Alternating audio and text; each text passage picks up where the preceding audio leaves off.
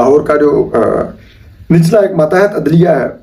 وہاں پر ایک شخص گیا اور اس نے پٹیشن کی، ان کی کوئی لیپ ٹاپس فراہم کرنے کی کمپنی ہے،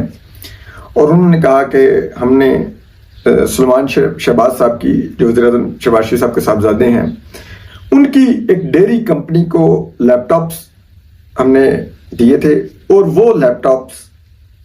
جسے کہتے ہیں اس کے لیے جو پیمنٹ کا چیک کیا گیا وہ چیک باؤنس ہو گیا، اور شہباز شریف صاحب کے صاحبزادے سلمان شہباز صاحب نے وہ پیمنٹ نہیں کی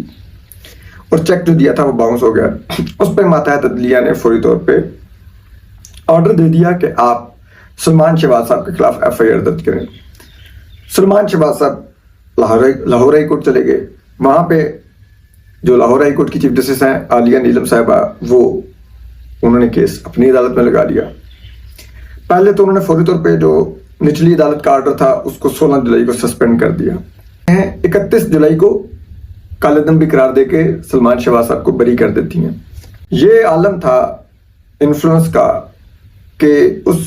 چیک والے کی ایف آئی آر کے لیے جسے کہتے ہیں پیمنٹ تھی، جس کی لیپ ٹاپ کمپنی تھی، جس کو دیا گیا چیک باؤنس ہوا تھا، وہ ایف آئی آر نہیں کٹوا سکا، تو اس کو جا کے سیشن کورٹ میں کر کے پٹیشن ایف آئی آر کا آرڈر لینا پڑا پولیس کے لیے کہ آپ ایف آئی آر کاٹو، اور وہ آرڈر بھی لاہور ہائی کورٹ نے اڑا دیا۔ لاہور ہائی کورٹ میں سلمان شہباز صاحب کے وکیل نے کہا جی کہ جو سلمان شہباز صاحب کی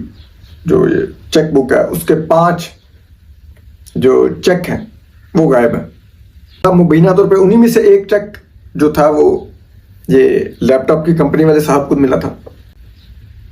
یہ تو بڑا زبردست طریقہ ہے، آپ نے وہ بھی نہیں ہونے دی کہ تفتیش ہی ہو جاتی اس معاملے کی کہ وہ معاملہ ایسا ہے کہ نہیں۔